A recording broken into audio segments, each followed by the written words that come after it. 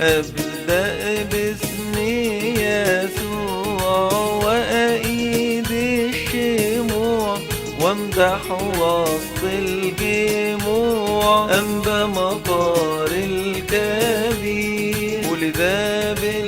بالمنوفية في محبة أسرية وتربية نقية أنبا مطار الكبير اشتغل بالتجارة بأمانة جبارة كان ناجح بجدارة أنبا مطار الكبير اتربى في مخافة الرب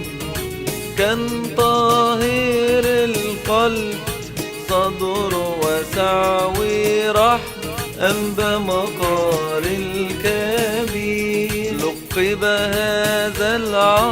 العظيم بالشاب الحكيم لنموه في التعليم أنبا مطار الكبير غصب عليه أبواه تزوج من غير رضا خضع لإرادة الله أنبا مطار